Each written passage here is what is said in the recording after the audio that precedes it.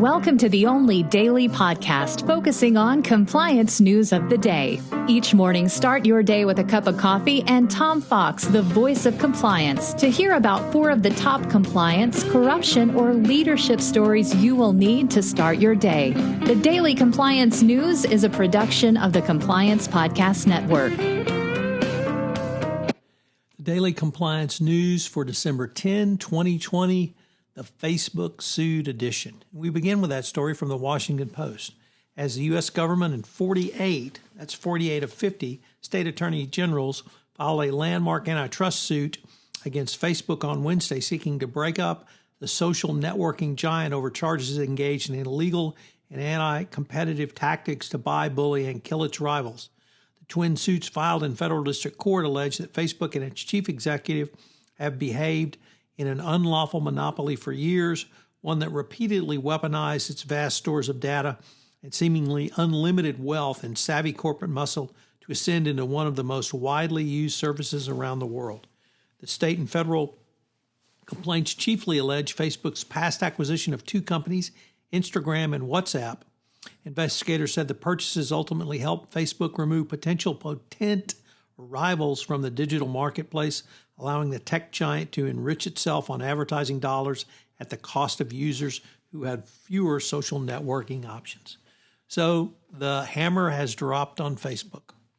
Next up, from the Wall Street Journal Market Watch, General Electric agrees to pay $200 million in fines for misleading investors, the SEC has announced on Wednesday, for regarding the profitability and risk for some of its core business lines. The order found that GE misled investors in 2016 and 2017 about the source of profitability in its GE Power business and failed to inform investors of the risks relating to its financial services businesses. The company settled charges without admitting or denying any liability. Next up, in a really interesting case, the U.S. has sanctioned convict who invested in China-backed projects for corruption. The Trump administration, using its anti-corruption powers, sanctioned 3 men, including a convicted Chinese gangster who set up a business program to benefit from Beijing's transcontinental belts and suspenders, or belts and roads, I should say, program. The Treasury Department accused them of using business and activities to legitimize organized gang activities. The Treasury Department also sanctioned a top Liberian politician for alleged receiving bribes, and other people for involvement as well.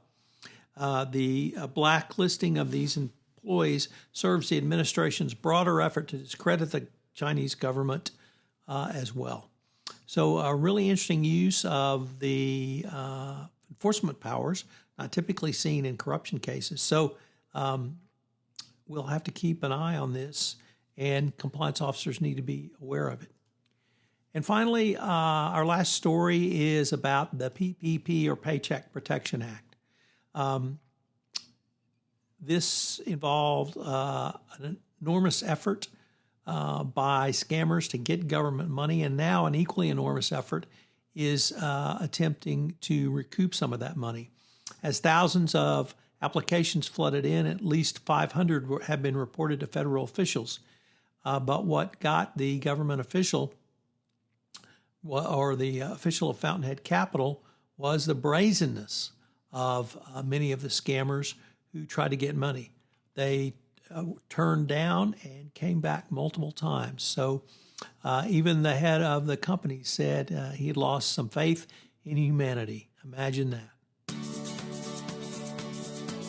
The Daily Compliance News is a production of the Compliance Podcast Network and a proud member of C-Suite Radio. Thanks so much for listening. I hope you'll join me again tomorrow.